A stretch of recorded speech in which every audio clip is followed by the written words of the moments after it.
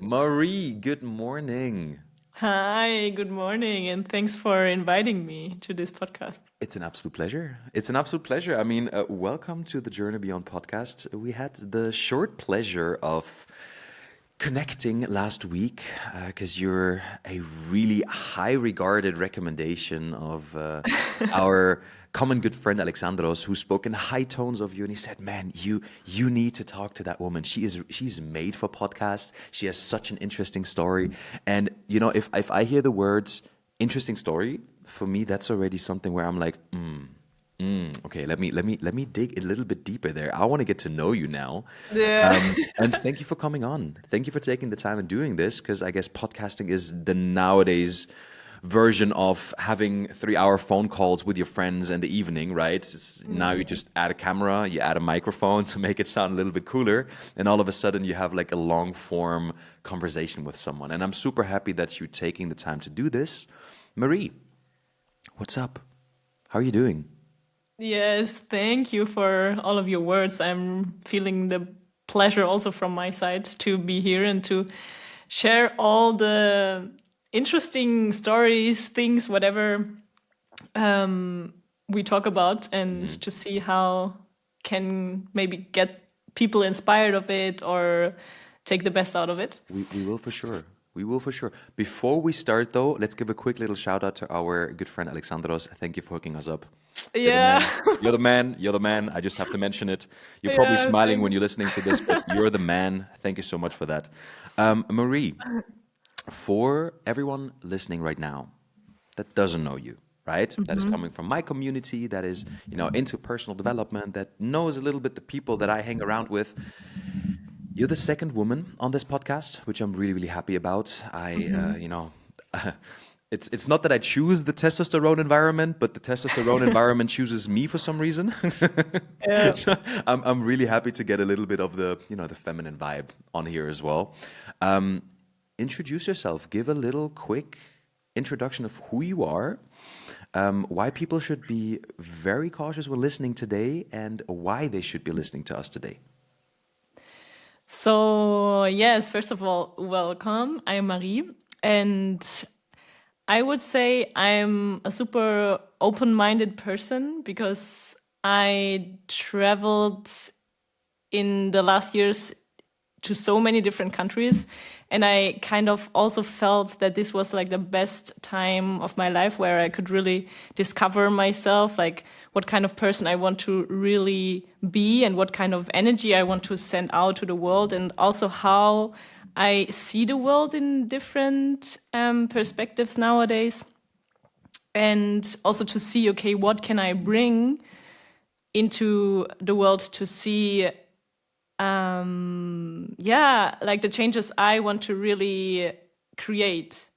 And like originally I also studied social work and I'm a yoga teacher, so I always feel like people are so interesting, society, the world is so interesting, and it has so much to offer, it has so much to give, and there's so much also to transform and to kind of develop. So that's why I always like to work with people. I always get to know new people. I like to travel and learn about new cultures, about new interesting ways of how to live your life, and also to see what kind of lifestyle, of course, fits to me, which I understood now is like the most simple, easy way of living in general, because of course once you travel so much, then you learn how to live from your backpack or like from your little luggage, and then you just experience lifetime so differently that in the end you feel like, okay, there's not much you need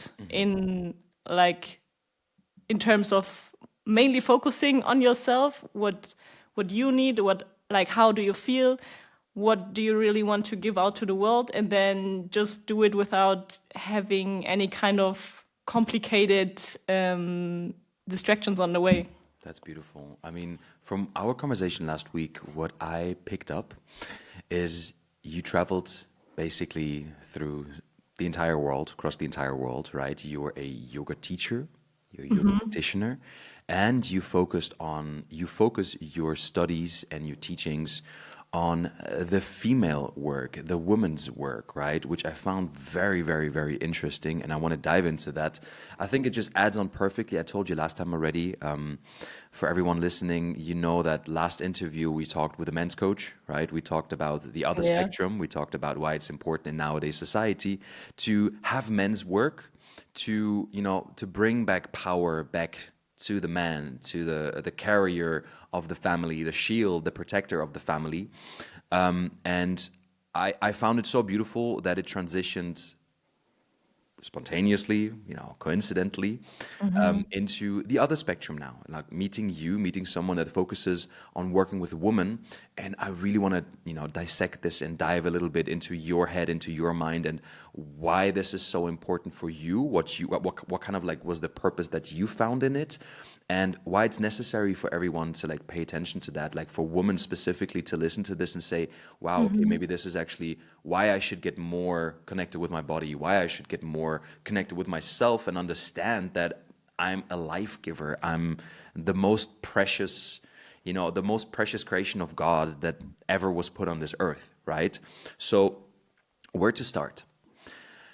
First of all, I always like to go a little bit back and go into the kind of story. So bring me back into the days where you got interested, or why you got interested into women's work, into yoga, and what made you travel the world. What was the initial flame that started within you?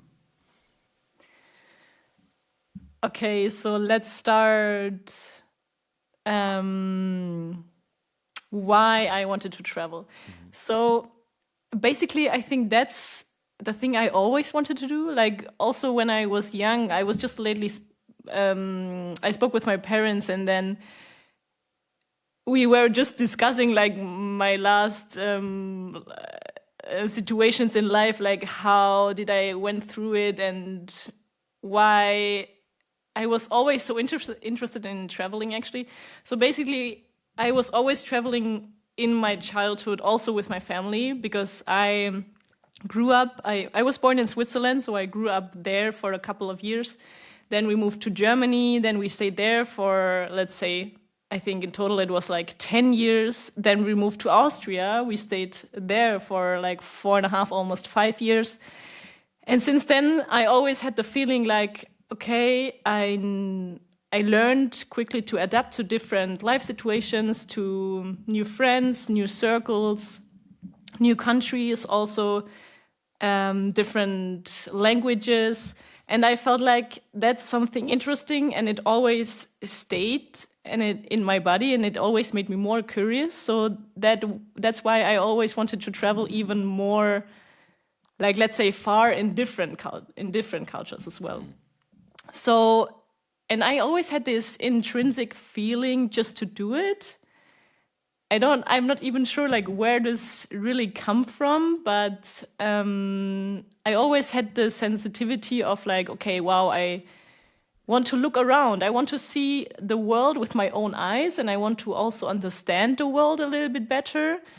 Um, and that's why I also told myself like, okay, I don't only want to read books about it or study about it, sitting like in front of my laptop and doing like Google research. I really want to see everything with my own eyes, and also to feel like what the people feel, to understand why they live like that, to observe it like in person. So that's why I always looked for travel situations also during my studies. Like when I studied social work, I felt like, okay, it gives me more understanding about the world, about the studies I do for myself and also for others, in terms of helping human beings, understanding human beings also in different aspects a little bit more. And then it always brought me abroad when I had like the semester break, and then I could have time to travel. And then it really switched when COVID happened, because then I finished my studies and I felt like, okay, wow, now it's really time to just explore and do whatever I feel like, Hmm. because you never know when maybe life is over, or you never know what happened after this crisis, and so there's nothing to lose. In the end, then I started to travel like for 5 years. I always came back to Germany to also see family and friends and to work a bit, but mainly especially in winter times, I was traveling and teaching yoga everywhere where I was living for a while. Hmm. And then also I felt like I want to, yeah, really feel what is yoga all about. So I did different teacher trainings in different countries. I started in Portugal with the first teacher training. Then I went to India because there I really felt like I want to understand also the root of yoga a little bit more. And after that, the last teacher training I did was in Mexico so far. And I still have like others now in mind, but these were like the main three which shaped me a lot, I would say. And then in Mexico, I felt like, okay, wow, this teacher training was only hosted by females. And it was in a Mexican jungle. We were just staying in tents during this whole period of being in the retreat center. Hmm. And it was so ancient and so unique in a way that I felt like it can be so powerful to really be with women and to learn from women and to share and to feel in that way like wholesome and connected. And I also feel that women in general, they share different things once they have like their own circle, instead of When men are around. when men are around, Hmm. or when the other species is around, like. And I think maybe it's the same for men as well. Maybe men are sharing also different stories if women are like next to them than when they are not. If I can quickly have like parenthesis there, it's exactly what I've talked about with Mark on my last podcast as well. It's very interesting because social dynamics are a real thing. Yeah. We have these social norms and these ideologies of what a woman should be and what a man should be, and they always get confirmed when women and men are in the same room. They automatically take on roles that Exactly. they Yeah. think they have to take on. And it's kind of like this protective shield in a man comes up, where automatically, even though the environment is safe, he automatically steps into the role of, all right, I need to be strong now. There's a woman here. I need to protect that woman. I need to shield, make sure that everything is safe here, right? And men are very rational, women are very emotional. And it's hard to find common ground there, because men, a lot of times, because they're so prone and drawn into this rationale thinking, that for them it's really hard to open up their emotions. It's really hard to be vulnerable, because being vulnerable automatically means that you are, in their mind, right? In their mind, they are perceived as less protector for a Yeah. woman, which is Yeah. automatically a role that they play. Where when men are in men's circles, men open up.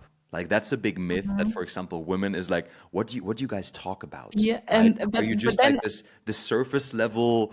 All right, make yeah. money, like, woman, yeah, yeah, yeah, cool, cool, cool. No, no, no. Actually, when men are with men, we feel like we can drop our shields and we Yeah. can actually Exactly. be vulnerable. We talk about things that are important to us. We open up. I guess that's not for every man's group, right? I just feel like I have the privilege in my guys group. We go for dinners. We're like 7, 8 guys, all into personal development, business minded, all like spiritual in a sense. We go for dinner every 3 months. And we started like 6 months ago. And we feel that it brings us so much, because you can open up, you can exchange ideas, you can be vulnerable, and it just feels so beautiful to get into a guy's brain. Because a lot of times, I guess that's not so common out there. Guys only talk surface and they never really go beyond the surface.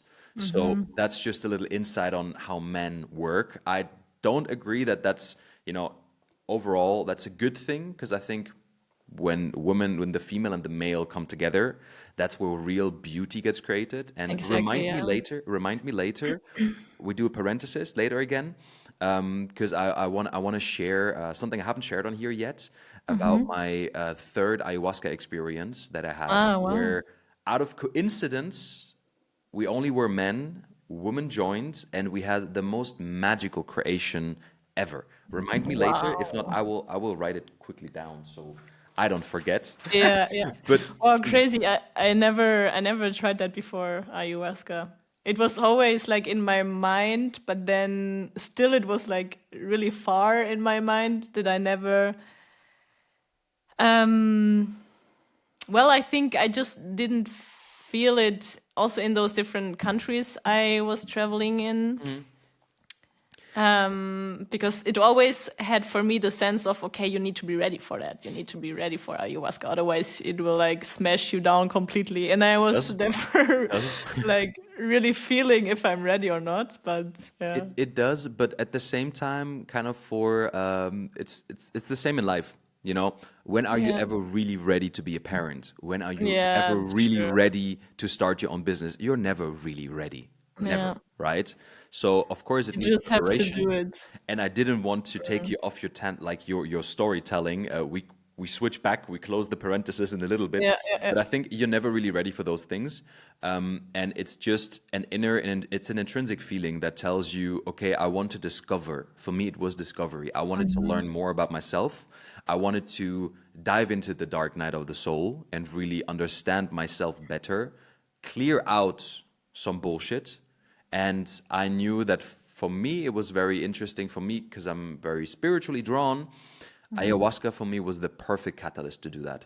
So I'd love to go deeper into that later, but let's go back to your story. You're in Mexico right now. You're in a woman's circle somewhere intense in the middle of the jungle.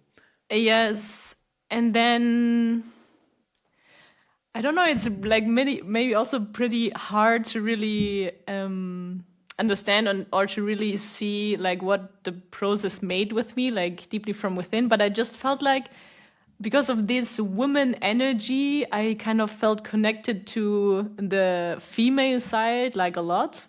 Of course, the female I am also today, but then also back in the years, even like the connection with my sister, my mom, my grandma, like all the feminine side backwards.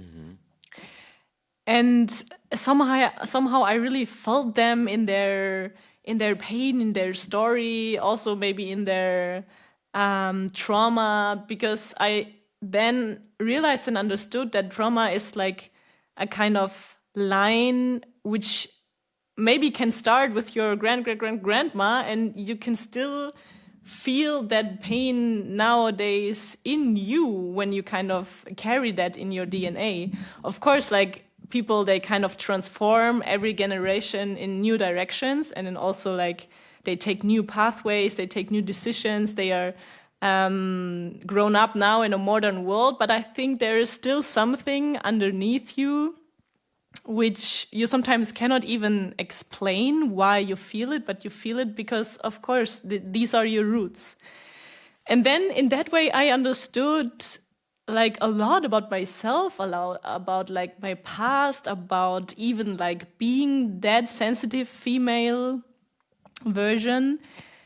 And but then also I ask myself like, okay, what is really inside of me living because of my past or because of my family or because of any kind of situations I have experienced already? And what is the person I really want to be out there, and what then maybe I have to kind of transform or let go, or different emotions or different situations I have to work with myself to really be that person I really want to be.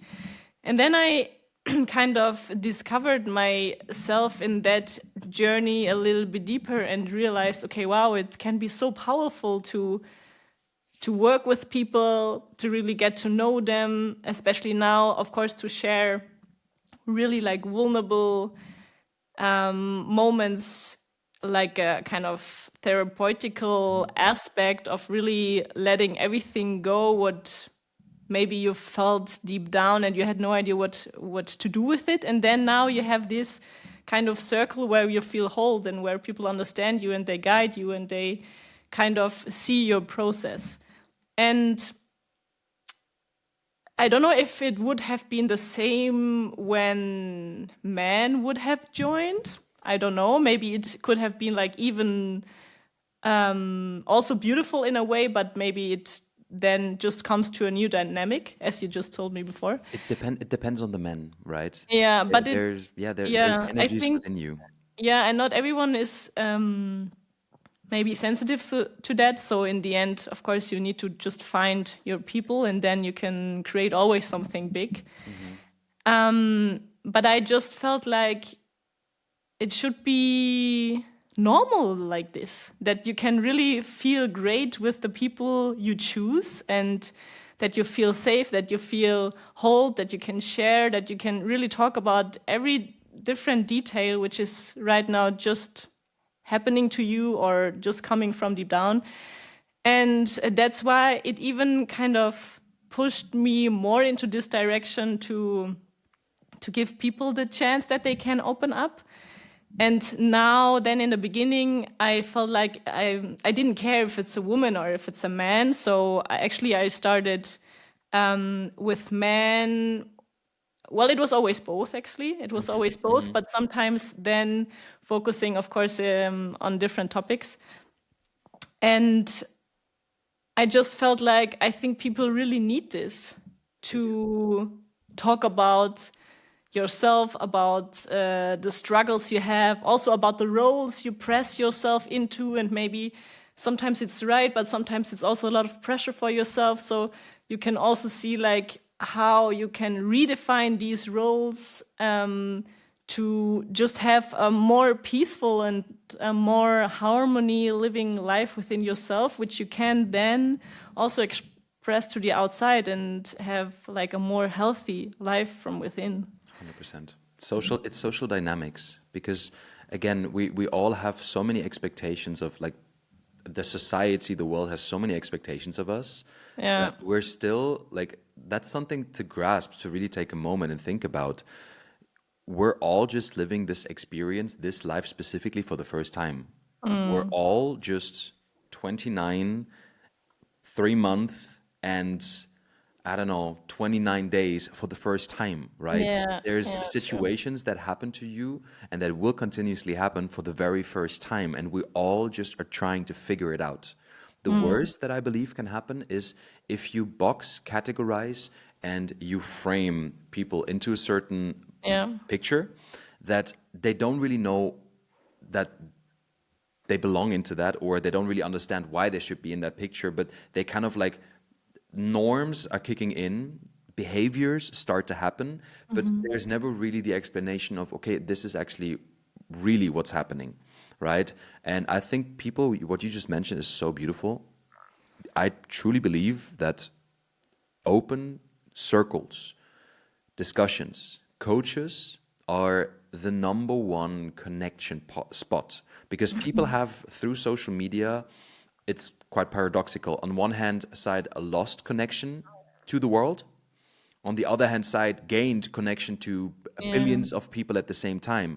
But it's like surface connections and not really deep felt understanding connections because you're not with someone. You don't look that person into the eye. You don't feel their energy. You don't feel their warmth. You can't hug them. You can't talk to them, express, like smell what is in the room, right? And I think these deep felt connections is what is really lacking in society. So Yeah. we're as far connected as we've ever been in our human history, but we're so far disconnected like we've never been before.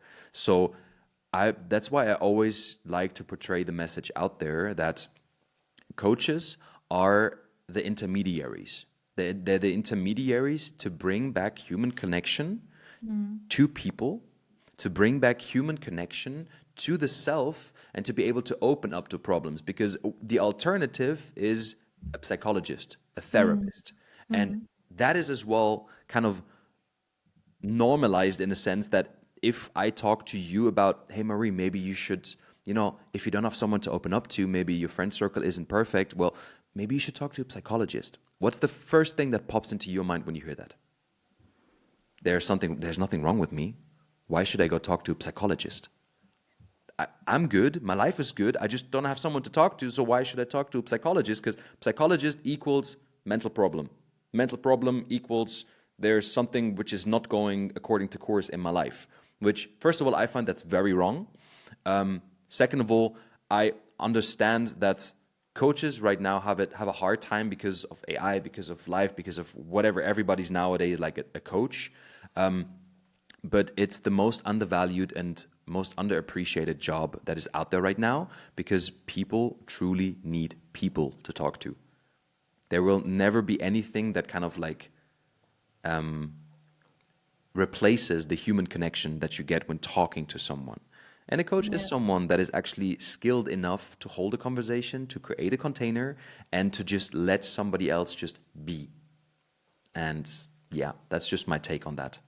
I find that really beautiful. Yeah, exactly. And I also see it like you just explained. I mean, this world is so mind driven, and we always need to create more. We always need to function in the way that we should to like stay on track.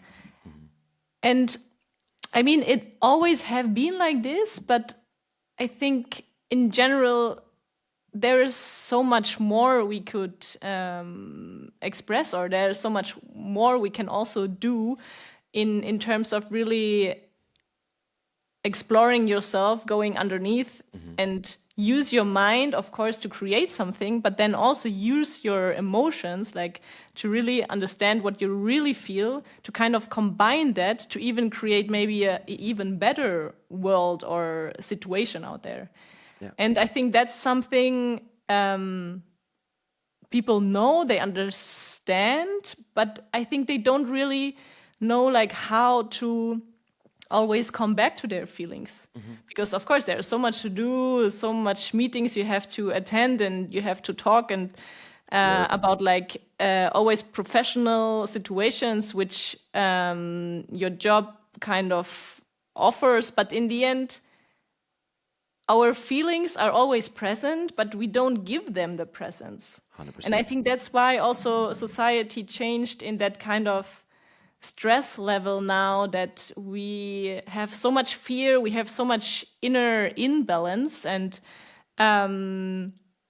also I see that since COVID is of course like changing a lot with the whole AI situation, and the crisis just kind of had like that bomb exploding in us and also like in the whole society, that I think that's why we created that fear that maybe this can happen again, or maybe we don't know where this goes to. And I think all these moments which happen in life, we are more trained to close ourselves to, and to be strong in the mind, but in all these directions, like to have a lot of fear, to have a lot of strength, but also to have like a lot of weakness. Like everything what we feel, I think we feel more with our minds nowadays than with our hearts or with our bodies.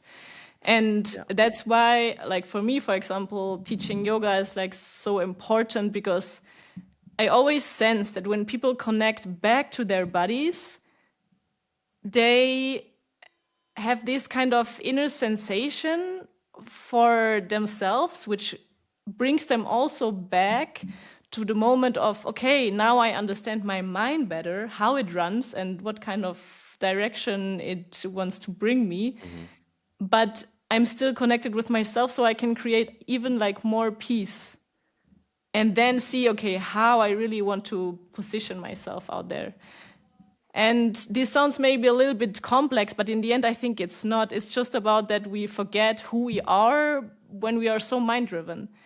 And then when you call yourself back to your body, then you see that things are more simple and more sorted. But of course, you need to take time to really understand yourself in your body, in your emotions, And that's what we never learned and what never teaches you, not in school, nowhere. So this is something either we have to choose to really do it by ourselves, or we just get into it because of sports or whatever. But I think that's something we should learn, like to do every day, to really check in and to see how we feel. I have a really beautiful book. Yes, I found it again. Sorry. I have a really beautiful book that I've read 2 years ago when I started getting more into nervous system regulation Yeah. and trauma storage. And at that time, I was going through a rather dark time in my life, right? And it reflects Well, perfectly in what you just said, is that we are mostly nowadays in our society driven by rationale. Like our mind is the main control mechanism that runs the world for us, right? I understand that the mind is the more dominant, the more present, because it's the loudest, yes. Yeah. right? Imagine you have a new thought popping up every 6 seconds. Imagine how many thoughts you have per day that are running in your mind. Now, and compare that to how many feelings do you feel per day, right? The mind just has this dominance over the body, and we've taken that for granted. We've over rationalized our connection with our body that kind of forgets that there's always this connection that needs to happen for the body to be in harmony, that the mind controls emotion, emotion controls the mind, and the body responds to the harmony of both.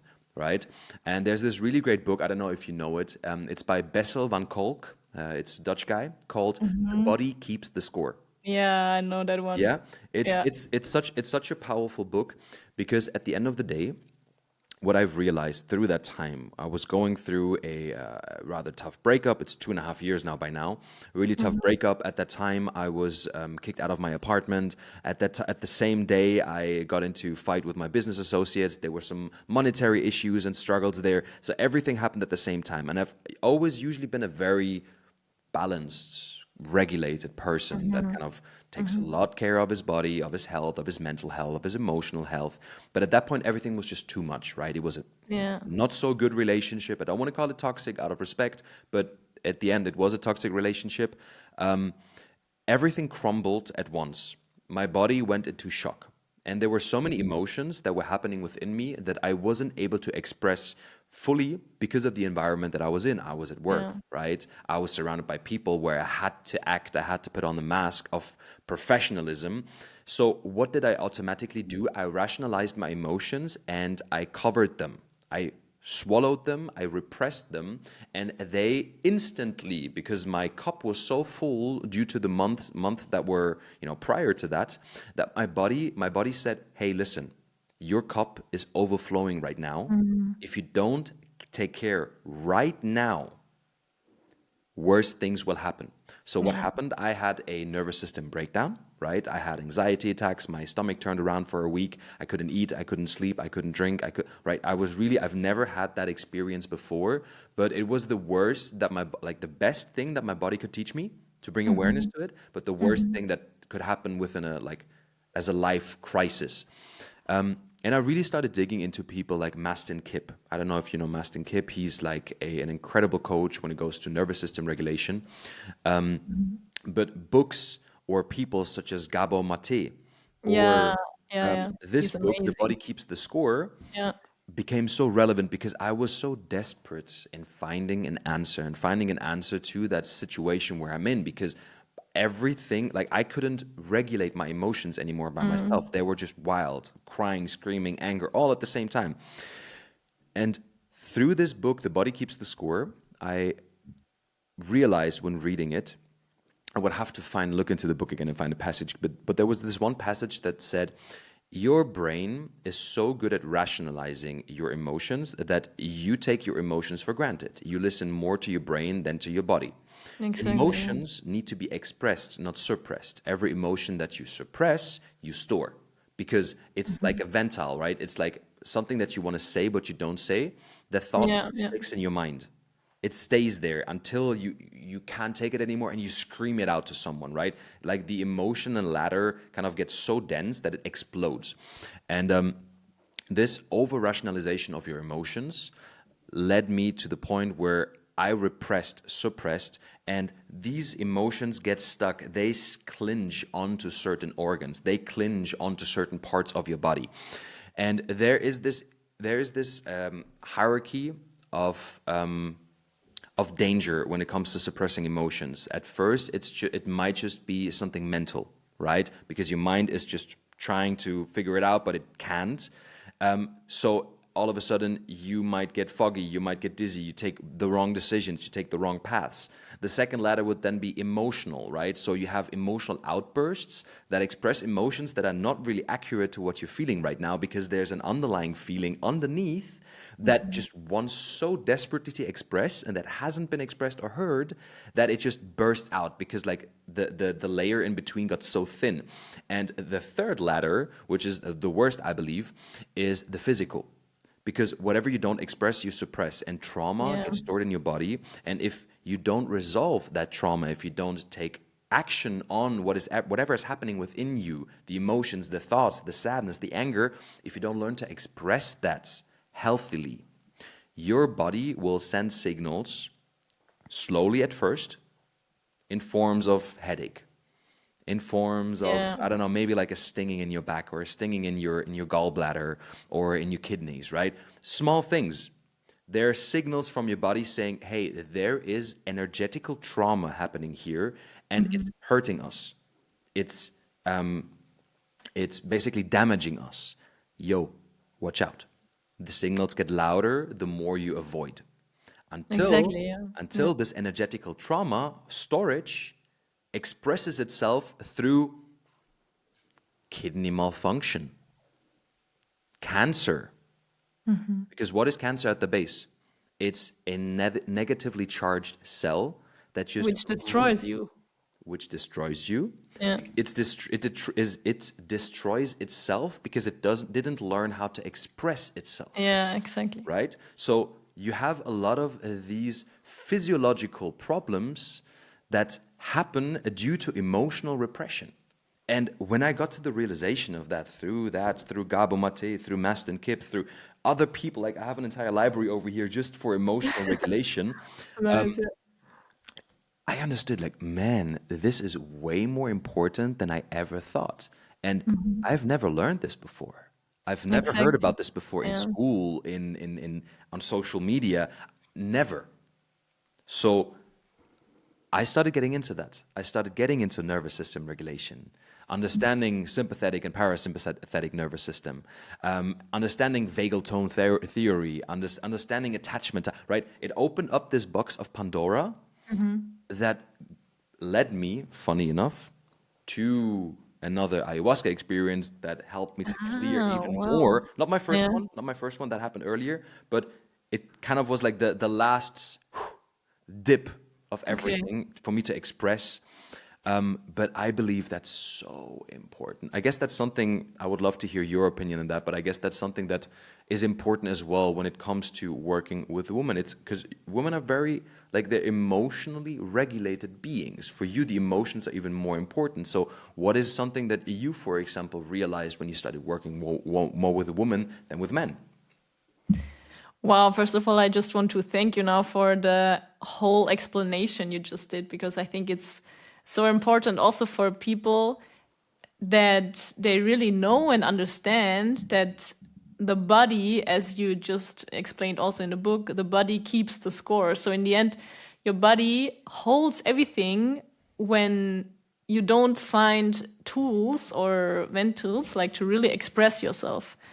So if this is not finding any kind of release, then you will just keep it. And if your body keeps like pain, anger, being hurt, or whatever it is, then it will express itself in a way which you will never expect. And then, as you just explained, like different sicknesses or illnesses or problems in bones, organs, or wherever it might appear in your body, but it will shows itself.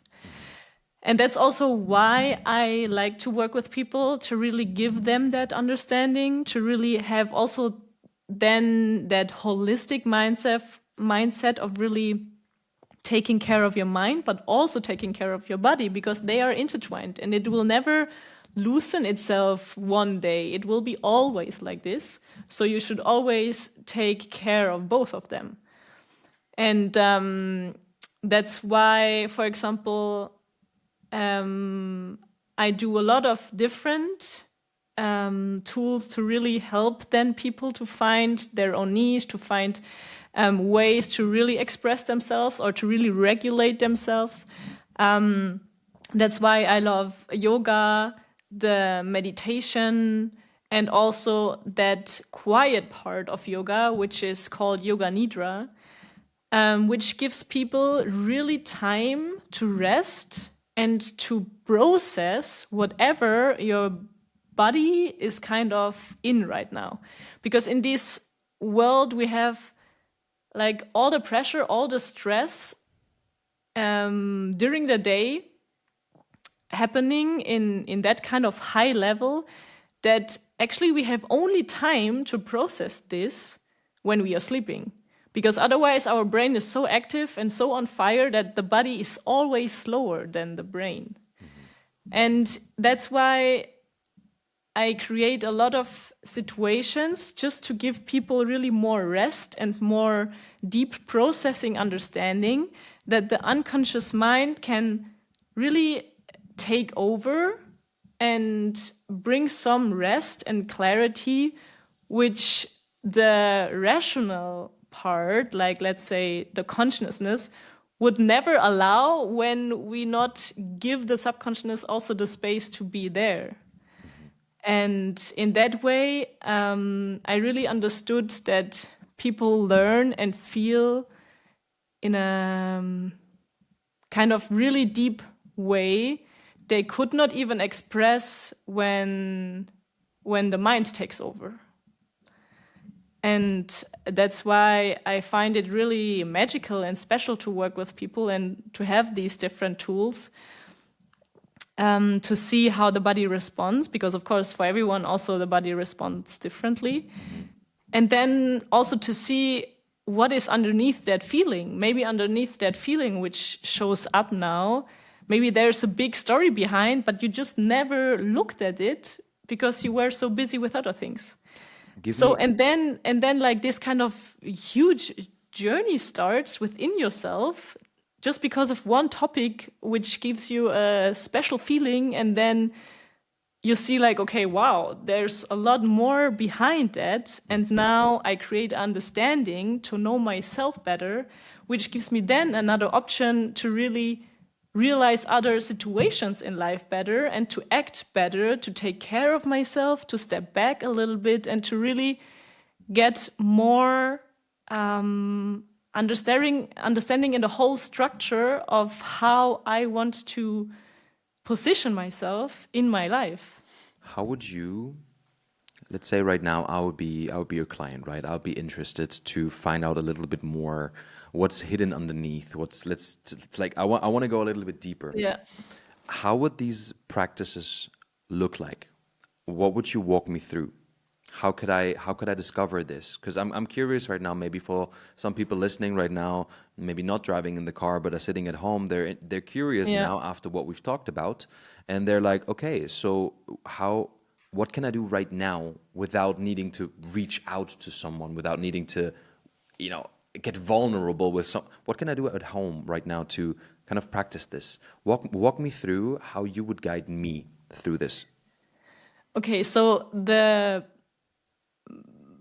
thing which always works like in the fastest way is to regulate your body by your breath. So now, for example, we just could sit down and have like a simple breathing exercise together, Let's and do then that. you Do realize that. Go. already Let's go. that after that you just feel different. Sometimes you cannot even explain, but you know you feel different and you feel more calm and more safe. But this you can maybe describe now by yourself once we do it. So yeah, just let's close your eyes maybe for a second. And everyone listening right now can do the same thing. I love turning this Exactly. Yeah, I into invite all this. the other ones also to. This was not planned, but this was completely improvised, and I just love going for that. So let's go. Okay, so you close your eyes, then you just imagine that you sit straight. So your spine rises up high, And then you take a deep inhale through your nose. Lifting your spine a little bit higher, bring also your shoulders close to your ears. You feel like maybe tensed up here a little bit, but once you really exhale, you release and bring your shoulders back. Your spine relaxes here as well. Then another inhale through your nose, lengthen your spine, bring your shoulders up to your ears. Rise tall here, and then exhale, release. We do 3 more rounds, inhaling through your nose. Rise tall here, and exhale. And make sure once you inhale, you really take a long, strong inhalation. Rise your chest here, lengthen your spine. And with your exhalation, you just let everything drop, and then you also send your energy deep down into your lower abdomen. One last one. Inhale through your nose. Lengthen your spine, bring your shoulders up high, and then hold your breath here for 3, 2, 1, and relax. Exhale completely. Oh, wow. I did not know that I needed this today. So this is, let's say, one simple tool you can also do like everywhere. It doesn't matter if you have now like a kind of stressful situation where you feel like, okay, I'm getting super nervous. Okay, so then just take 2 minutes or let's say 5 minutes. Just grab a spot where you feel like, okay, I can just take 5 deep breaths here and just regulate myself, center yourself back to then be more calm, more connected with yourself, and to really stay with your power.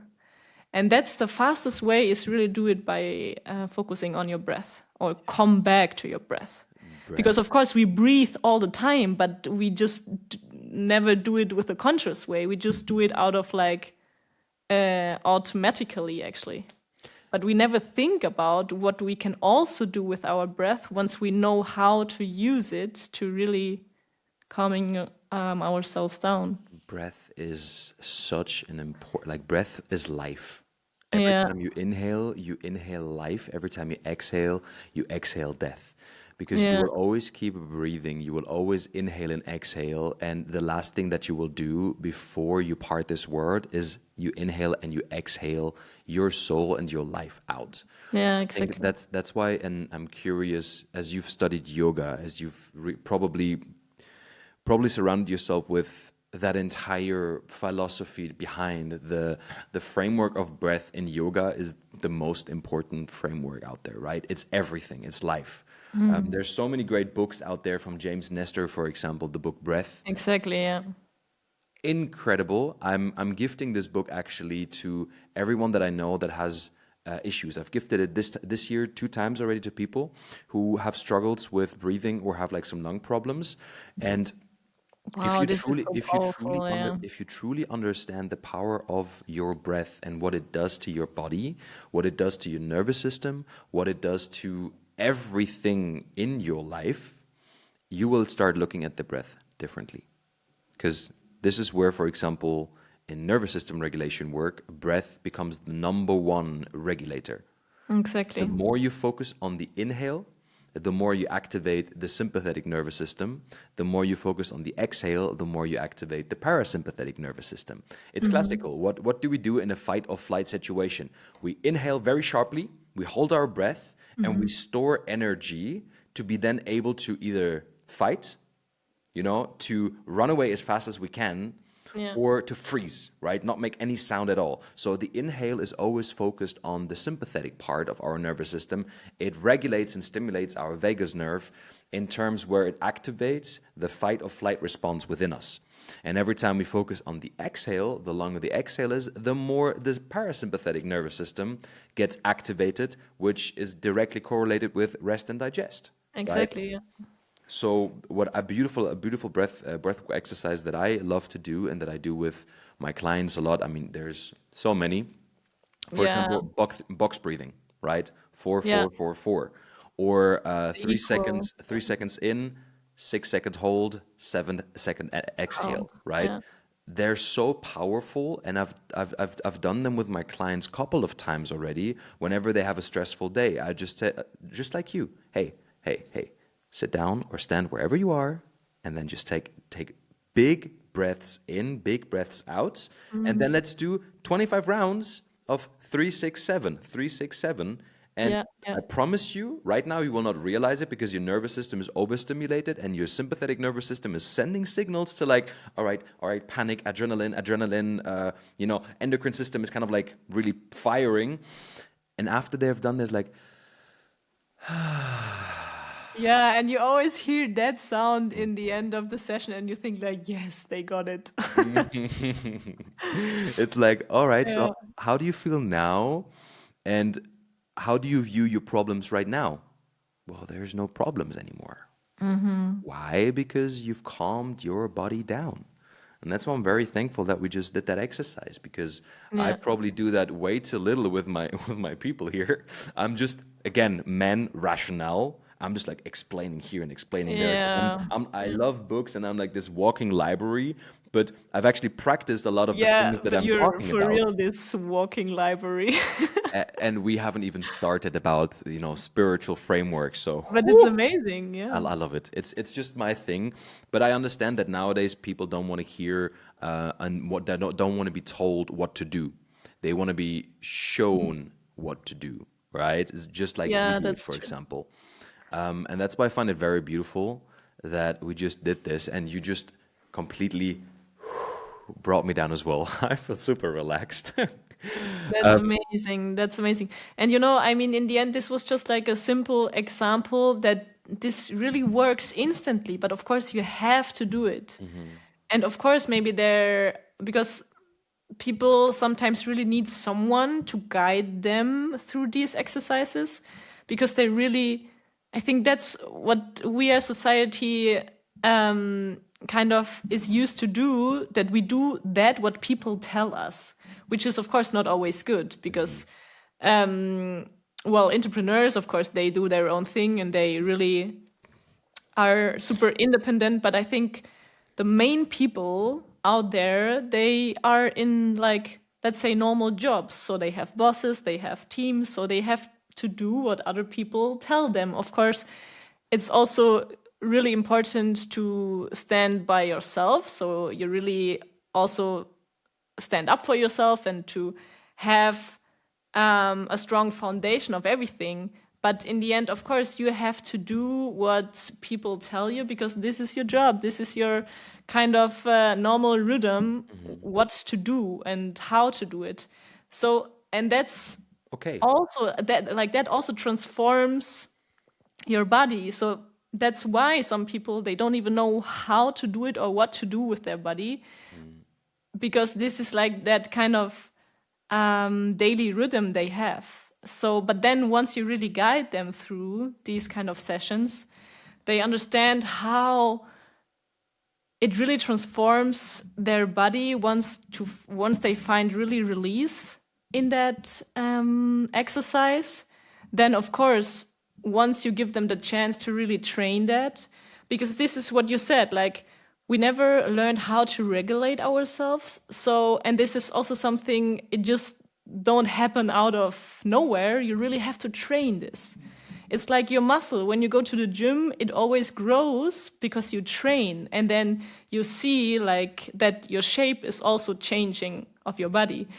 And that's the same with like practicing to regulate yourself in that kind of relaxation part. You also have to train that because no one showed us, and this life is not in like in the way of like, okay, we just do everything relaxed and everything is easy peasy. No, it's really something we have to learn and we have to train to bring us back to when we need it. Mhm. Of course, we also don't need it like all day long, but we have some moments where we really need that to then get back to our power. So then of course you see that this balance helps us to keep us more in line. Yeah, it's basically little cheat codes from God that he kind of Yeah. wrote on little notes and like handed over to humans to say like, all right, I know this entire creation here is absolutely crazy, and you will probably never really truly understand the magic of what I've created here for you, but Yeah. here's a little manual. Here's a little manual of how at least you function, of how at least you work, right? And Yeah. thanks to science that all of this has become possible, because they're really doing the research, they're really doing the studies and Yeah. Yeah. Yeah. how the human body works, how the mind works, how emotions work. But will we truly ever understand how it works? Probably not in terms of rational thinking, because Yeah. try to rationalize emotions. You give words, and those words have certain meanings, but they maybe do not correspond. Like, how would you, for example, describe the feeling of love within you, within inside of you, without using the word love? Right? You get around, but the Yeah. vocabulary that we have is so limited that even if you've used 60 words to describe the feeling of love within Yeah. you, you're still like, that's You cannot grab it in that way. But also like for people is super different. Like also for me, maybe love feels different, so I would explain it different than you would do it. 100%. And maybe there's even different layers of love. Like, Exactly, yeah. do you have siblings? Yes. Right. I'm the middle, so I have one older sister and one younger brother. So now imagine this. Like, we think love is the same, but like you have a different love to your siblings Yeah. than you have to your parents. You have a different Exactly. love to your siblings and parents than you have to your dog or to your cat. You have a different love to your dog, your cat, and your siblings than you have to To you your than you have partner. to your partner. Because all of a sudden, and then let's take it one step further, the love that you have to your child. Wow, They're, yeah. they're all love, but there are different versions of love. And how do you rationalize that? You can't. You can just feel it. And that's one beautiful thing that Alexandro said, and I'm really starting to like him more and more and more. He's such a cool guy. But he mentioned something that kind of hit me. It was not something big where people might have noticed what he said, but he said, like, when I work with people, I, you know, I send them this application form. They fill it out and they tell me all the rational reasons of why they want to work with me, right? I don't know. My life sucks. My job sucks. No, finances are not good. Relationships, blah, Yeah. blah, blah, blah, blah, blah, blah, right? And he's like, okay, that's good. That's fluff and everything. But the moment he hears, yeah, but like, I just feel like this is important. I just feel like this is the right thing. This feeling is the inner godly compass that is beyond the mind.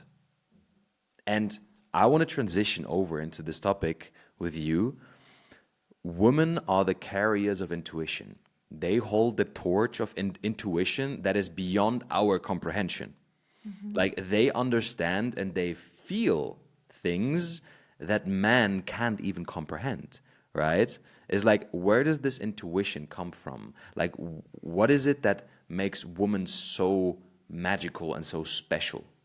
That from your work, from what you've realized when working with women.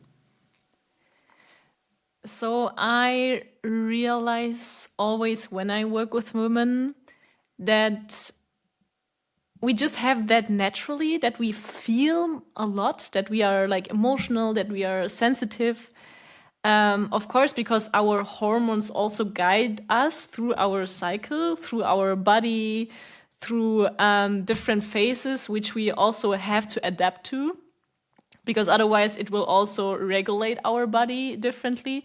So we have in 1 month, we have like different phases where we go through. And of course, that keeps us like more sensitive, more aware, more in a way of we need to adapt. So we need to work, we need to change, we need to involve and to release also. And I think that helps us as like a human being to really understand those phases Mhm. and to have that kind of sensitivity for it, and also to understand then like the whole system of our body. But of course we always see that also in our own eyes. So other women feel other phases differently, and other like every woman has an own way of living through the cycle. But of course, it gives us like an understanding for ourselves, but also only if we really focus on that. I mean, if I take all the time pills and like, yeah, different medicines, then of course this also disturbs that cycle. So you can also numb it in a way that is not natural for you. If this is your decision, okay, but I think that's also numbing your intuition in the way of really listening to your body in a natural way. And for me and for the women I work with, I really feel that they are more clear and more in harmony with themselves when they really listen to that cycle and to that intrinsic sensitivity you have as a woman. Because exactly this is why are you here in this world, like to really express yourself in your body in the way how you feel it, in the way how you really live it. And I think this is also like a super changing process. Like once you are a mother, then maybe you start to feel things like super differently. And then of course your cycle and your position changes then. Because once you are a mother, I think this changed like your whole life. But this is something I just cannot tell yet. Who knows? But I think that's super interesting also for, let's say, a woman itself to really experience this and to go through this and to see then the changes.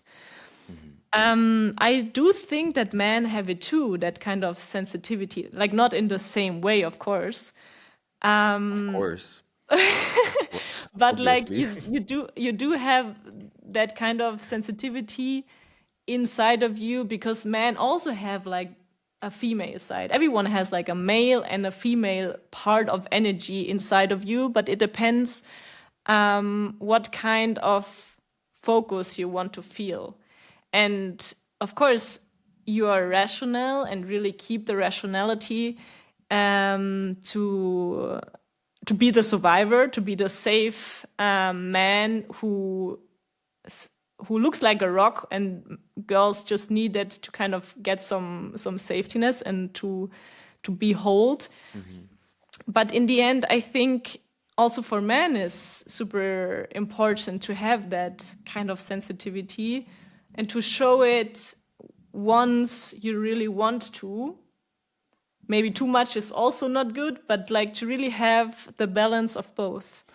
So what do you And I think? think that's why also women kind of work pretty good when they have a man on their side, which is also clear with your man and female part inside of you, like that you really keep that balance, that you understand yourself in those balances, because then the woman can also feel like protected in a way, but then also listen to her cycle in her own rhythm.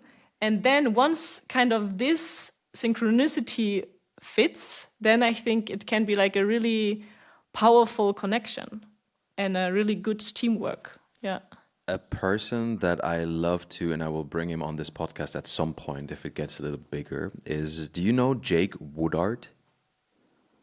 Does he ring a bell on social media, on No, Instagram? He's no, this I don't he's think so. this relationship coach, and I highly recommend every man and every woman to go check him out, because I've learned so much about. I bought a couple of his courses already because he and his wife do relationship seminars together, and they talk exactly. That's why it just came up right now for me. They talk exactly about what you just talked about.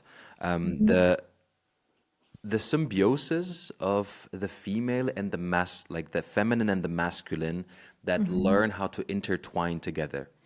Because we've come to a point in society and in life where materialism has become the number one value for Yeah. humanity. And materialism in a sense defines who you are. And a lot of times, women and men, so I just make this critique straight out. A lot of times, well, most of the time, I see women nowadays that are validating and valuing men depending upon their social status, their materialistic, how they look, how they dress, and how much money they make. I can just tell you something from experience, and on the other hand side, from watching it over and over and over again. What good does it do you if you sit on the passenger seat of a Ferrari wearing a 50,000 euro watch and driving through the marina of Dubai, if whenever the doors of your home, your house that you call your sacred space close, and you feel like a freaking Titanic is crushing against an iceberg every single minute of the day? What good does that do you? Because a lot of times this emotional regulation is, not most of the time, emotional regulation is far more important than any materialistic belonging. Of course, I understand the idea behind that, you know, in the process of making that much money, you learn all of these things. No, that's not inevitable. Nowadays, you can make money very easily, but that doesn't qualify you as someone who actually understands how relationship dynamics work, right? Yeah. A woman, or I can say what a man wants. A man, from my perspective, a man wants to have purpose. He wants to be supported and like he wants the inner protection whenever he gets home from a hard day of work, from saving the world, from somehow making amends, from really like going all out there and doing everything possible to make this world a better place and to protect and provide for his family. He wants to come home and have purpose, right? He wants to be protected on the emotional side. He wants someone that he can just lean into, that understands, responds, and not judges. Because it's tough as well being a man, to be very honest with you, because we Yeah, I can have imagine. so much responsibilities nowadays. And I think with everything that's happening right now in society, we're just getting more responsibilities than we ever were really truly taught and trained to carry all at once.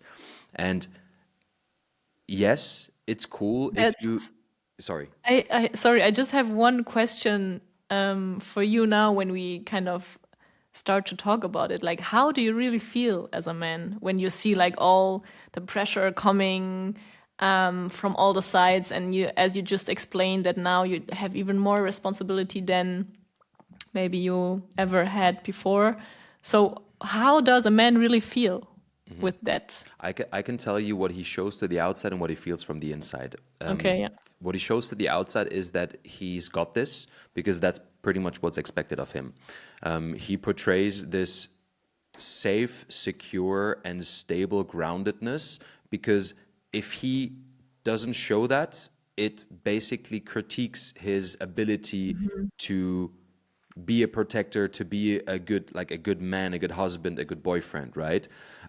He needs to constantly show that he got it all together. But from the inside, just as we've said in the beginning, we're all just doing this for the very first time. Like, you have Yeah. no idea what I do, for example, when I have to do something very simple and I've never done it before. Like, of course I panic. Of course I have no idea what to do. Of course I just need to get my head around, and I feel stupid sometimes not knowing this yet, but I don't portray this to the outside. Now, in a healthy and happy relationship that I'm in right now, I share these struggles with my partner, and she kind of Nice. conforms, validates, expresses the same, right? But you really feel like you have to show to the world that you have it all figured out, even though deep down you don't have it figured out at all. You're just living this experience for the very first time. You have no idea what tomorrow will bring. You don't know how to express sometimes certain emotions because you have that feeling. And I'm talking right now for myself. I'm happy that I have a circle of friends, of guys that I can talk to. I have a partner that listens. I have a partner that gives me understanding and that gives me somehow, like, yeah, understanding, validation, Yeah. right? And that's And important. in that way, it's also a stability. Stability. Yeah. She basically provides the fundament Yeah, for exactly. whatever I'm building on. So that's, I would say, what men feel like. because if they show vulnerability, a lot of times nowadays, if you're the dating market nowadays is not easy, man. Like Yeah. if you want to go out there and you're saying like, well, I don't know how building a business works, like a lot of times the wrong women that are too much into that materialistic valued social status game, they're like, well, I'll just look for a man that has it figured out then, thank you very much, goodbye, and here's the bill, you pay today, ciao. it's it's such a weird dynamic nowadays, and we need to wake up that that's Yeah. definitely not a healthy and stable way of how to raise men and raise women to be connected and to harmonize. So, how does a woman feel? Let me push back the question right away. How does a woman feel on a day to day basis? Like, what is it that you truly feel deep inside? So I feel that's super interesting after listening to you, because I feel that I feel super similar.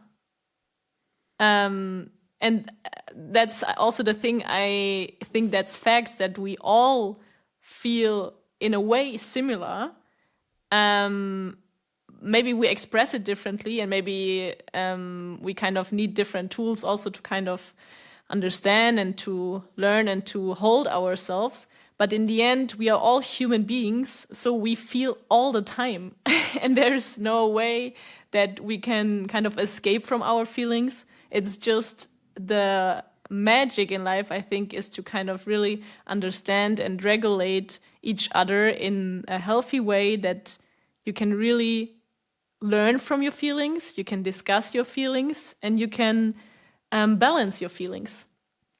And I think that's the big game changer, that in the end, we both, like female or male, we are the first time here on earth, and we don't know nothing. But we learn every day more and more. We learn about ourselves, about our feelings, about the partner, about other family, friendship, different relationships. And for both of us, like, it's all new, like every day. And I think that's like the main aspect we always have to, yeah, to watch, that also maybe creates less pressure, that we are every day experiencing something new, and we every day have to figure out things new, because also we feel different each day. So it's like that kind of cycle, that I think we would be really more in balance and more happy when we take it more simple, more grounded, more basic, Human, human. more human, Mm, in the way that it is what it is, and we all do our best. yeah, because at the end of the day, if you now would be this person that I would meet that has it all figured out and that pretends, I use the word Yeah, pretend with a big pretends yeah, constantly that she has it all figured out, yeah, it doesn't serve the relationship any good, because you just, with this pretending to have everything figured out and make it perfect, you just elevated yourself to a podium where you make it really hard for somebody to, like, he has to make it up, even he has to pretend even more to have it all figured out as a man, yeah, right? And this kind of like stipulates each other to a point of you don't, you look at each other down or you look at someone up, but it's not this unilateral look of like, hey, we're both just here to figure it out. And that exactly. understanding Yeah. is so profound and so beautiful, that a lot of men and a lot of women should learn that we're all just human and we're all just here to figuring it out. Some are Mm. just much better than others in pretending that everything is good. Exactly, but then also you are wearing that mask all the time, and I think that this is even more exhausting, you know? That you wear the mask, you always have to pretend, oh yeah, I'm this, I'm that, I'm so perfect, I'm good in this, and also here, and see what I have, look at my watch, at my car. But in the end, like, wow, I cannot even imagine how empty they feel, like really deeply from inside, because otherwise they would not need that to pretend and to show. And let me add on to that as well, that women need to feel protected. Men need purpose. So obviously, if we're open and vulnerable with each other, you can provide me purpose with letting me know that you have trust in my ability, in my skills, in Ah, my emotions, in my thoughts.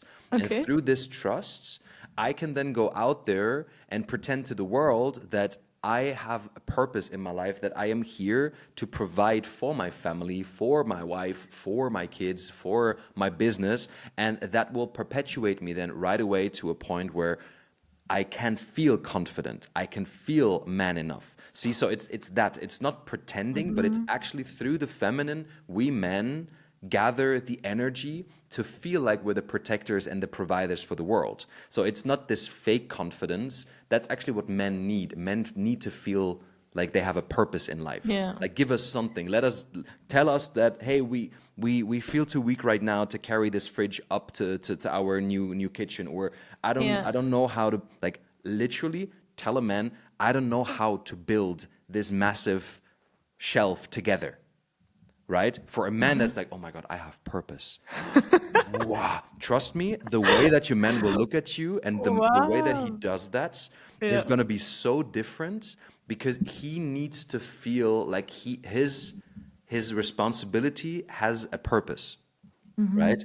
And that's how you Okay. raise up men to be the protectors that women need to then really lean into their feminine Okay. Wow. side Yeah. and love and protect. Like I wanted to add that onto that because yes, I do believe that it's important to share emotions and be open, but to a point you need this dynamic Yeah. True. because the feminine needs the masculine to truly express and feel and just 100% be free because she knows she can.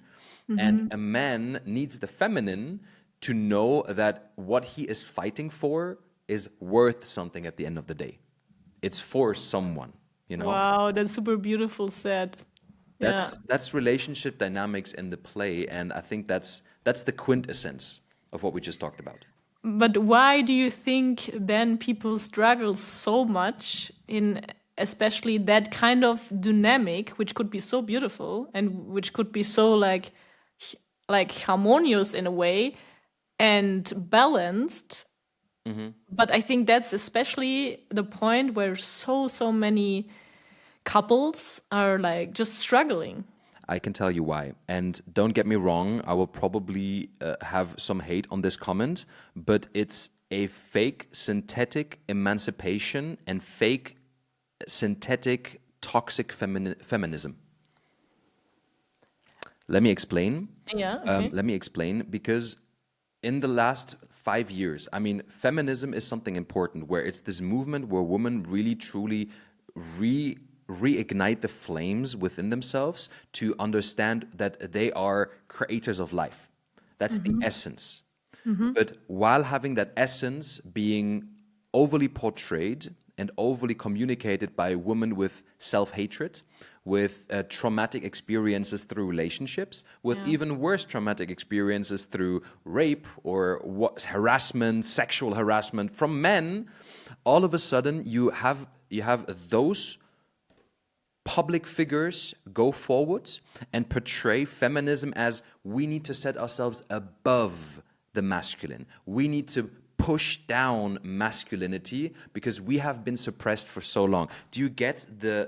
Yeah. I totally get it. Yeah. inadequate dynamics of that? Is that the more you push us down and the more this gets conformed or confirmed by society, that society all of a sudden puts men on a one strike rule at work, right? Women have all of the excuses. Like, don't get me wrong. Like, this is my point of view and my perspective on this, obviously. But women get way more pushed than all of a sudden, and it gets this really toxic behavior where men all of a sudden need to watch out for everything that they do. They're not allowed to talk to women anymore because it's right away viewed as sexual harassment. They're not able to truly express their masculinity because that's then again viewed as like, yeah, this toxic masculinity trying to suppress feminism. That entire movement that happened over the last 5 years, and I want to say fucked up the entire relationship dynamic of women and men. Because back in the days, it was not like that, Yeah, right? but I totally get what you say, and I really also respect what you say. Um, but I was just doing also like some research to understand this dynamic and the situation nowadays a little bit more clear. And I think, I mean, women don't do this because um, because they hate men or whatever. I mean, of course, sometimes it happens. Women are I'm talking about traumatized the and they have 1%. Yeah. not a good bond with men, so they, of course, they look for their own type or their own path of life, maybe without or maybe with open relationships or whatever. But I think maybe exactly that what you feel as man right now. Imagine we also felt that as women maybe back in the days. 100%. So it's about like not paying you back in a way. I think that would be also not great. And I mean, in the end, that would be also no solution. Of course not.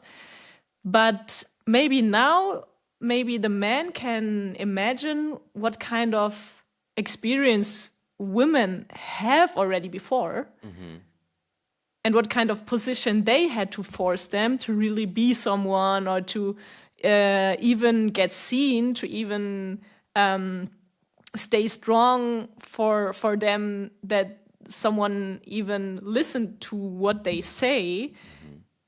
And I think it's like a pretty dangerous dynamic, because now everything got so into that extreme of that kind of feminism.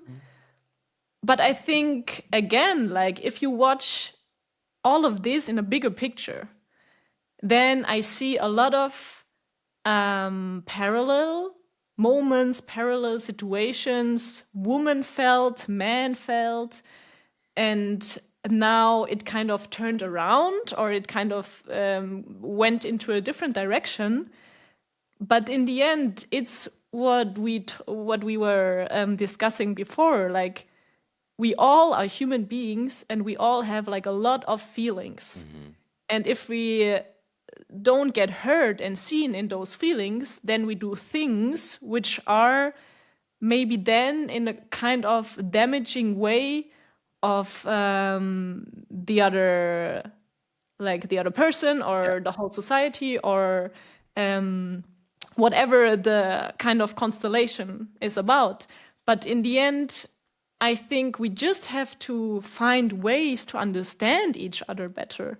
What we feel, what we have felt before, why do we feel like this, and also what is the point, like to do about that feelings, and what kind of direction brings that for both of us, like for male and female. But if we always like look for moments to fight, to go into directly the opposite extreme, to kind of pay each other back, and that makes no sense at all, and it leads to nothing. 100%. But that's the tricky thing now in this society, because no one looks for solutions. Everyone is just like shouting out and doing this and that, and kind of being really aggressive. I see nowadays that the outside world got so aggressive and so angry and so driven by fear, that in the end everyone is wrong, because I have to express my madness, something like this. But in the end, I think we really need to look for solutions here. Yeah.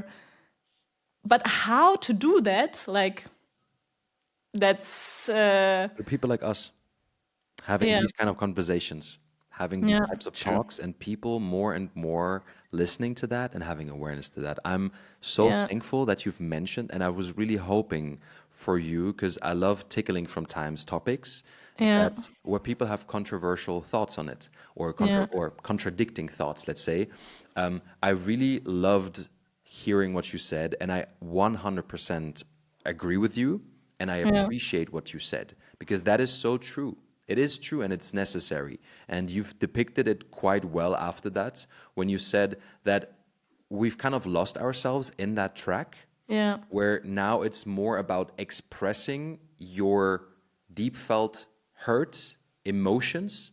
You take the entire, it's kind of like now the lid has been lifted, and now 100,000 years of oppression and suppression, you open the lid, Mm. and now it's just about the negative emotions being expressed. Mm. This extreme juggle of sides will always turn into the other side responding with anger and sadness and Exactly. here and hate there Yeah. and hate there.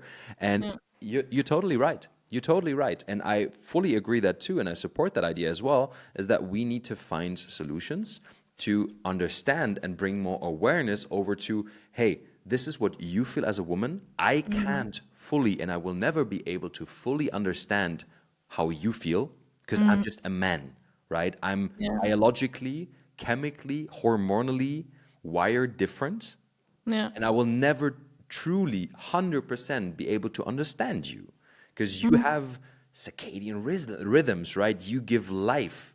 We create through our testicles life, Mm. but you give those, you give the sperm a, you turn that into a human being. Like, Mm. what the fuck? You know what I mean? Yeah. Like Yeah. that, that's the magic behind is, and you as a woman will never truly understand a man. You can say, I understand you rationally.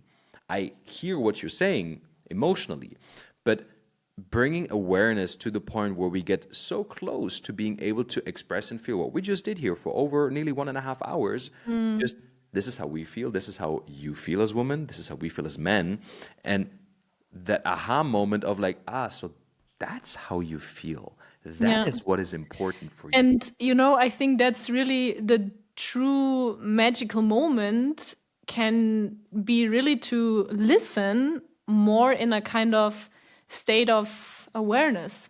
Because I think, I mean, if we would feel not that fucked up as we all do, we would not need to have that kind of aggression to each other.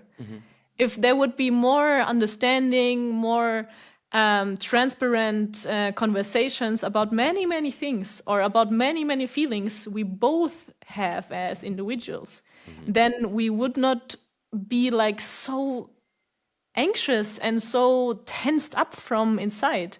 So I think, like, back in the days, there was no time, there was no understanding, and there was no awareness for that kind of really holistic way of getting to know each other, like for real, like the real human being. So I think now that's the only way how we can create peace here, that we really listen to each other, that we understand, that we want to understand each other, and that we want to really create something great with each other, but not like with fighting against each other and just calling out guilt um, and pressure and whatever it, Blaming, pointing fingers. blaming, exactly, blaming. I was looking for the word, yeah, blaming. Because otherwise we will just even more fucked up, like for the next years and years. So Decades. It will just be yeah, history repeat itself over yeah, again because at a certain point, men will then yeah, stand up and be like, well, we've just experienced 150 years of oppression and we want to pay you back now, right? exactly, yeah, yeah. That's, And then of that's such a course, and then point. it comes together, and then it's about women and men, like how they really respond and how they really work together, but not against with each other. Make love, not hate. Make love, not hate.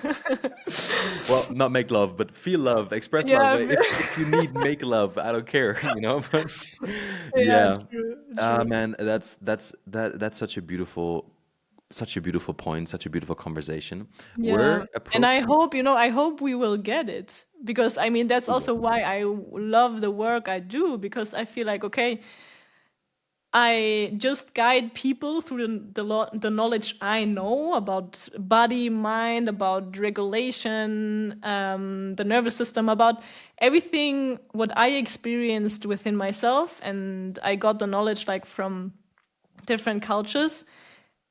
And then in the end, what this person does with that knowledge, I can also not control. It's like up to them, but at least I just give them the chance to make that understanding and that awareness transparent for that person, and then this person can also bring that into the surrounding and see what kind of change it can happen then.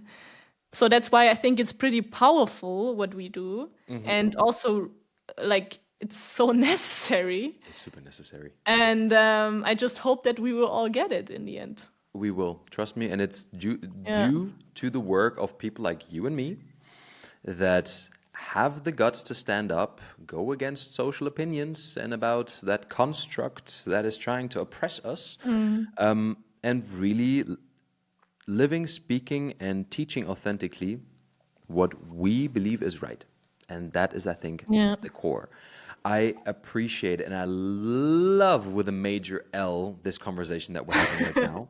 Yeah, It, it, same. it went entirely against what Alexandros sent me as notes what to talk about, because he sent me like 5 minutes before the recording, right? And now Ah, really? listen to those questions and ask how many of those questions we actually covered. Huh? Okay, yeah. He said, challenge her.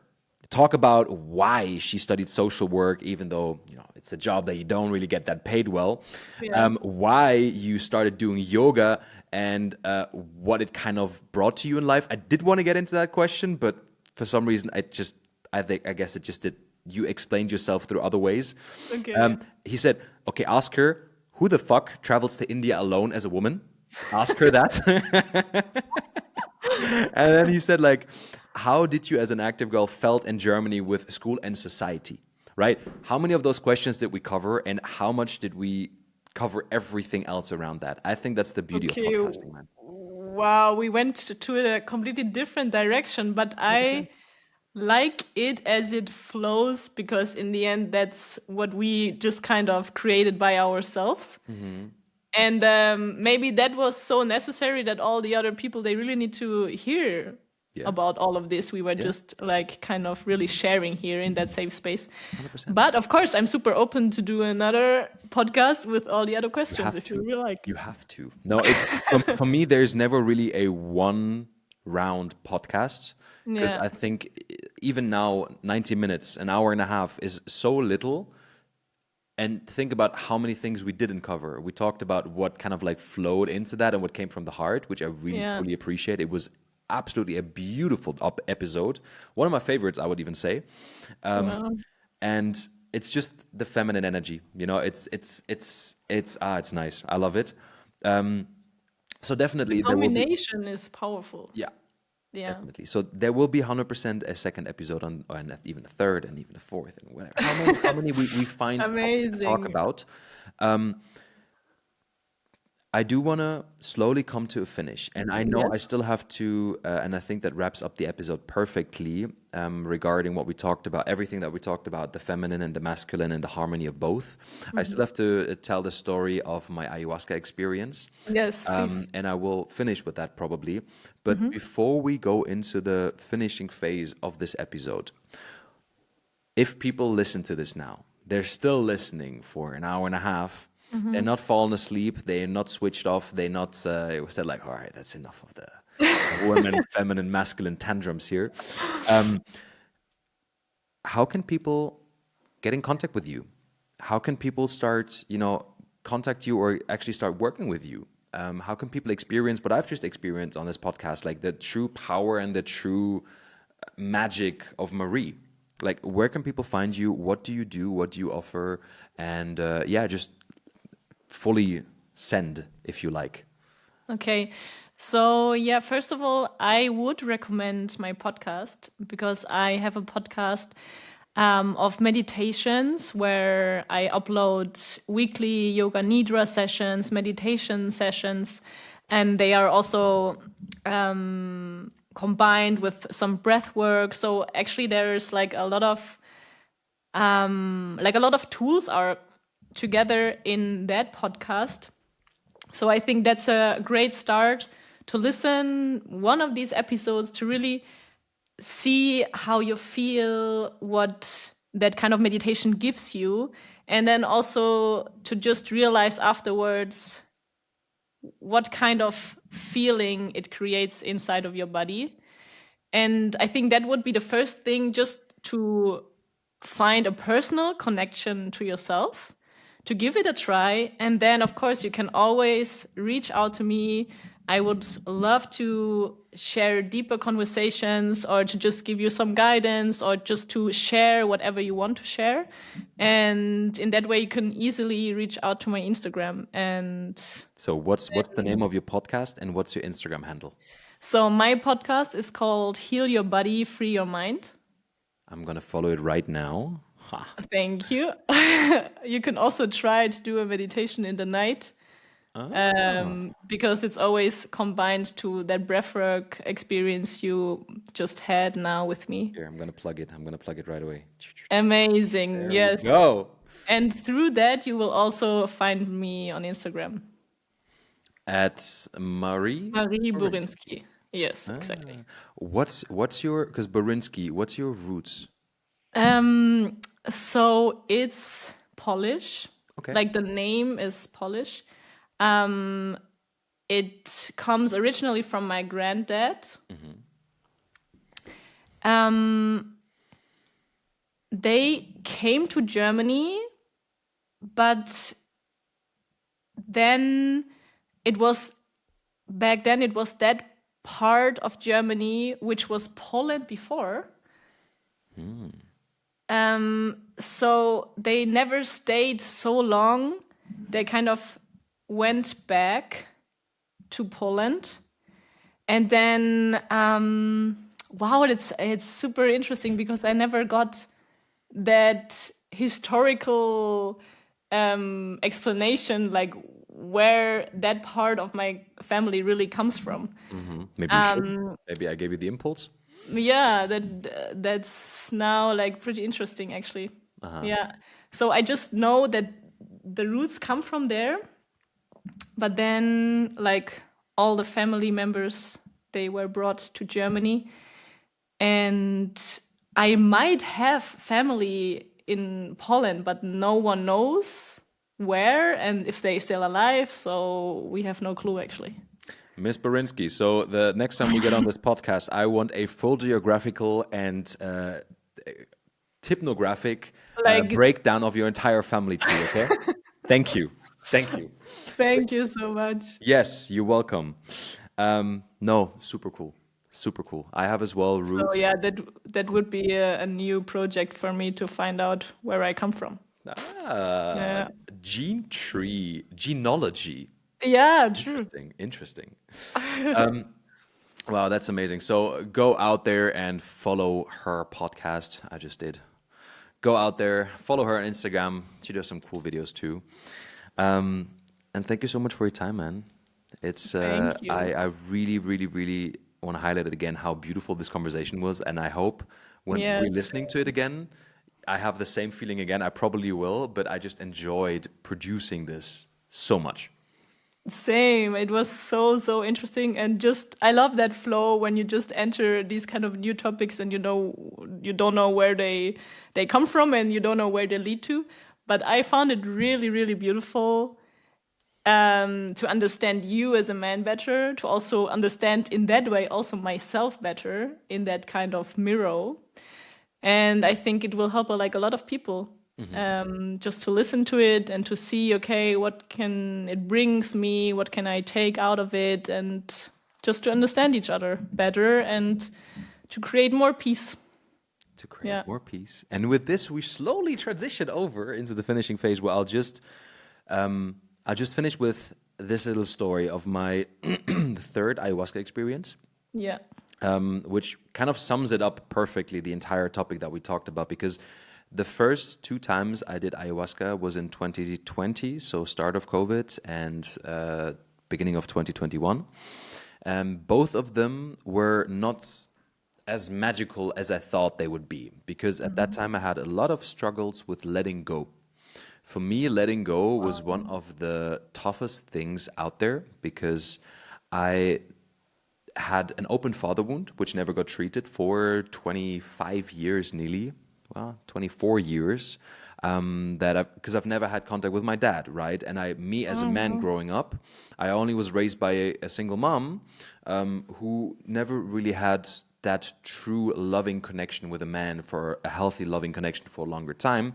yeah. And I realized that for me, it was important for me to kind of tackle this father wound, because I would need it. I thought I would need it in order to heal the broken man inside of me and actually become a man. You know, I was 25 Yeah. years old, 24 years old at that time.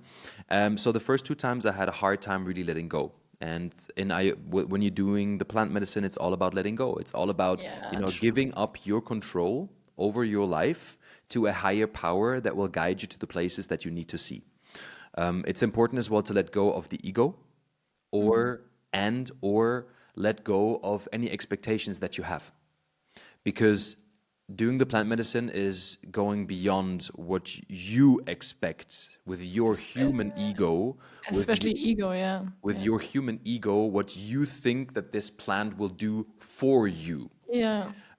First of all, that was the first realization, which absolutely crushed me. Because in my second ayahuasca experience, I experienced something called nada, just as the Spanish word, nothing. It's Nothing. Yeah. the highest stage of an ayahuasca experience, and it's completely different than what you thought that this experience, what I thought this experience would be, because, Okay. and I'm leading then into that, the third one, because it was actually 2 days in a row. Right, we did the second and then the third 2 days in a row. It was only planned to stay there one day, but that night specifically, for the very first time, I was able, the shaman gave me the cup, and I trained myself for 2 weeks prior to that, with 10 days of water fasting.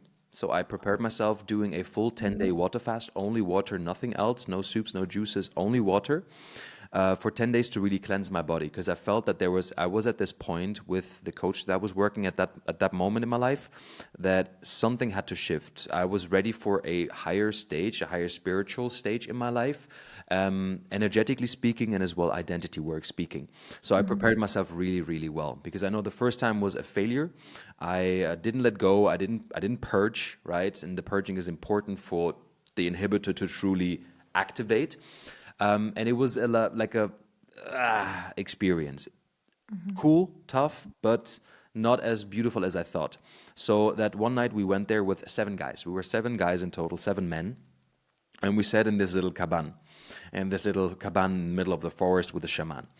And he gave me the cup, and I had no intention. I trained myself to let go of every intention that I wanted to come with. I just Yeah. said I want to learn more about myself. That was my only intention. It was not about what it can bring me, but only of what I would like to be guided into, me. So when I took the cup, um, after an hour and a half, I started getting really like tired in a sense. So I was lying there. The substance slowly started kicking in, and from one moment to the other, it kind of felt like I blacked out. But for some reason, I didn't really black out. Like the shaman said, you had a smile in your face, but you were slowly sinking Wow. into a position on the floor, which resembled a lot a fetus position, right? And the next time that I could, and apparently it felt like hours, but it was maybe like an hour, probably like a subtle hour afterwards, I woke up in this stage of consciousness, right? I realized that I was somewhere, but I couldn't truly pinpoint, because I did not feel my body. I was only consciousness in this bubble where I heard there were other voices out there, but they kind of felt like they were shielded through this like water cup that was just put on top of my head. So I had to understand, or I had to come to terms with, okay, I am here now, but I don't feel my body.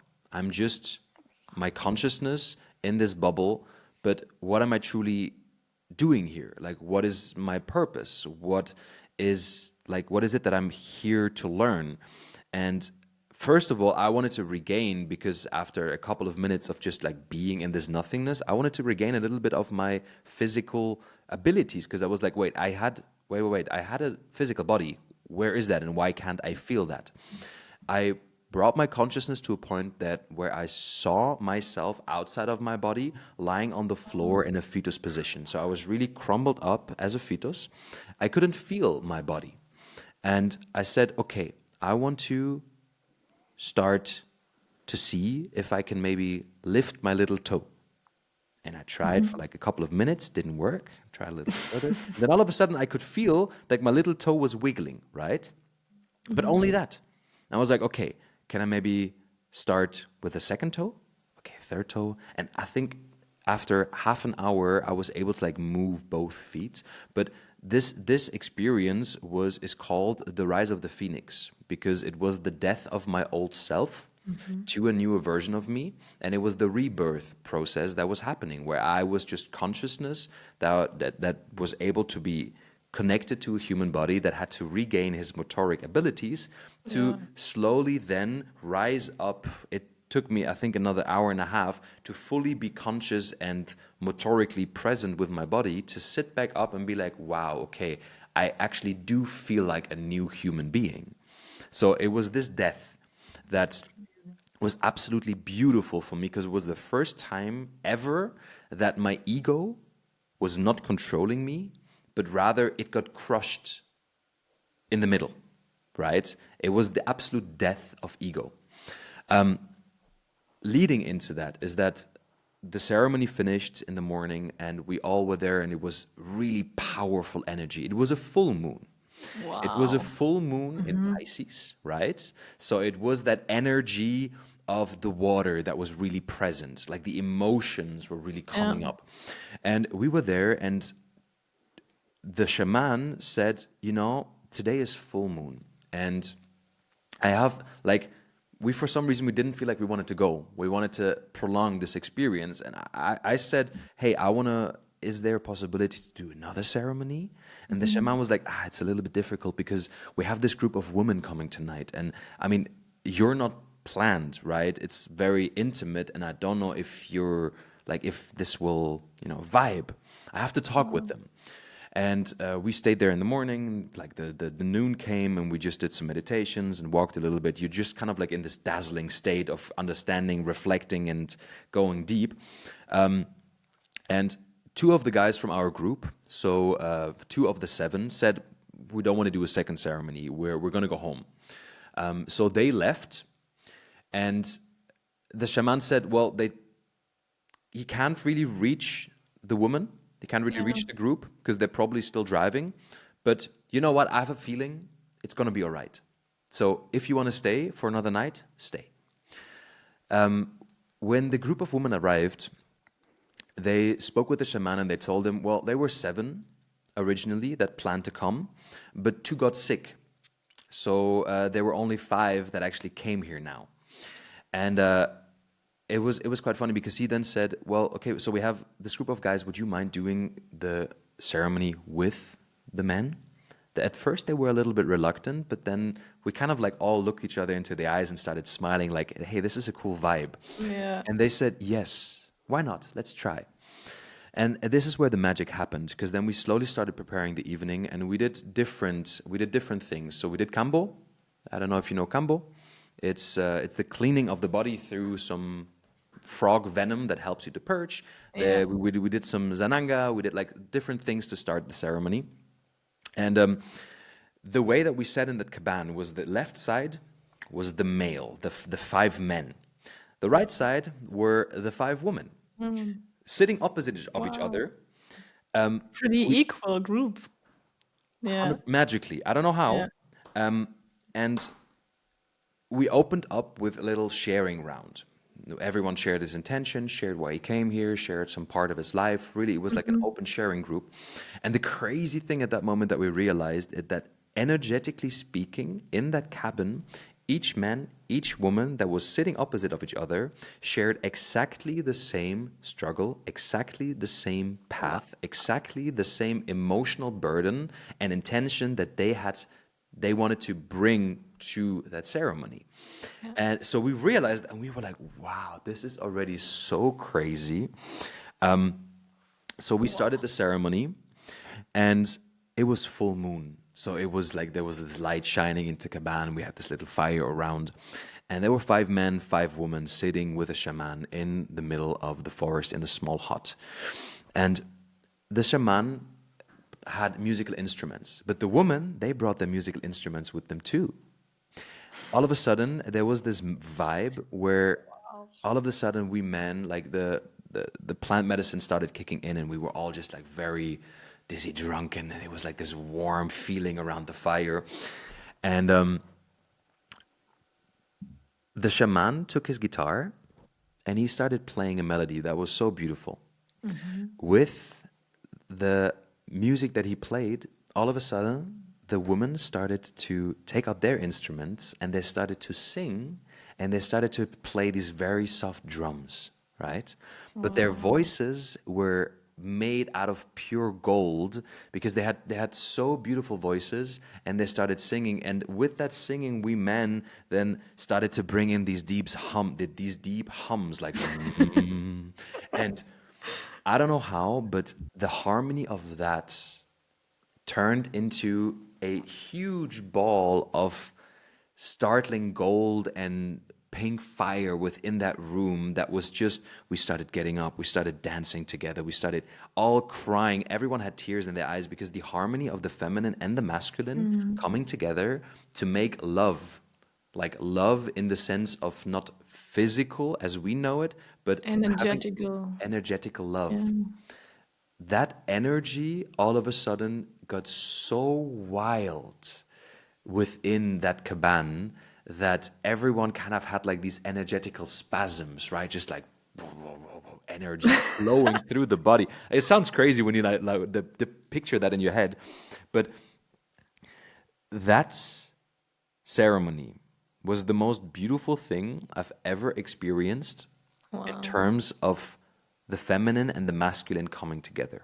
Because the next day, we felt like we knew each other our entire life. Yeah. We shared so much love, so much like closeness to each other, and we both felt like we could heal.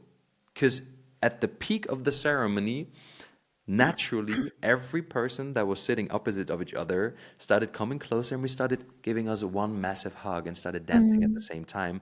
And it felt like healing was happening for everyone within that group. So I want to bring the story to an end with that.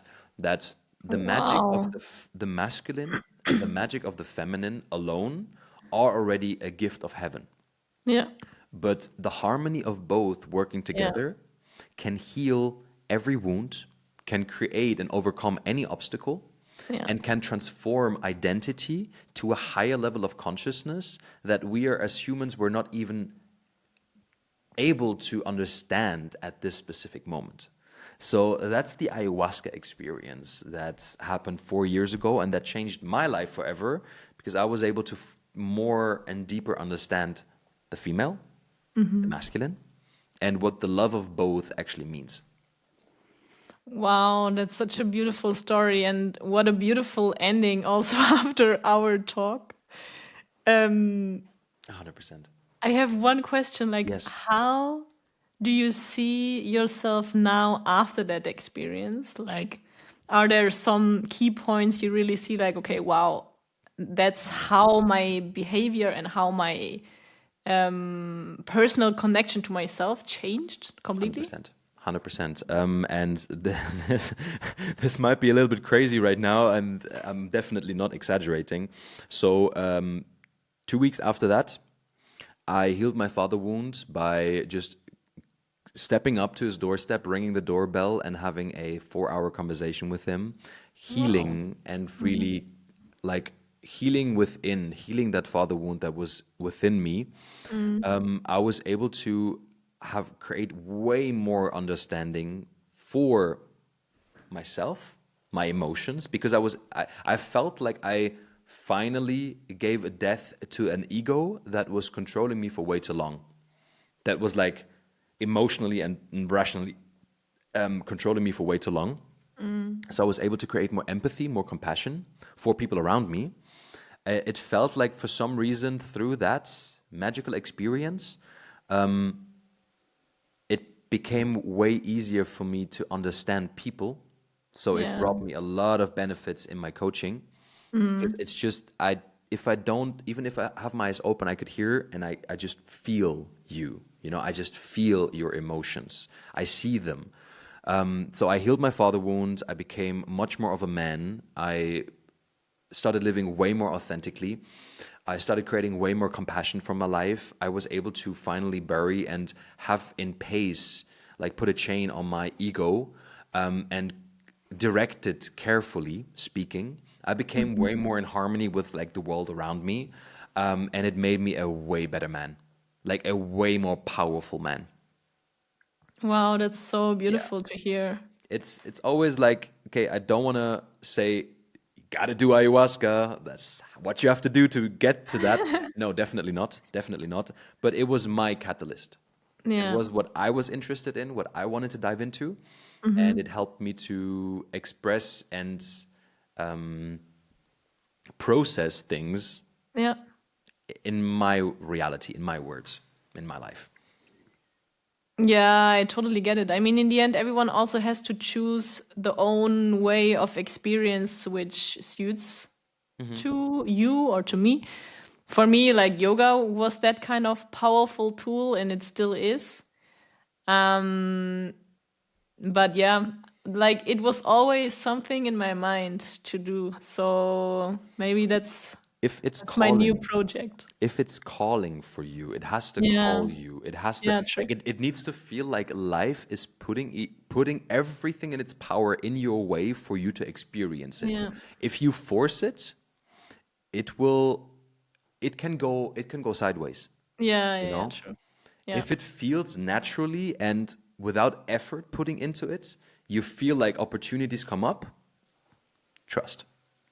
yeah. Because Trust it's totally and let go. It will find you. it will change you forever. It will Yeah, change the perception of yourself forever. yeah. So thank you for your Wow, time. what a That's story. 2 hours now.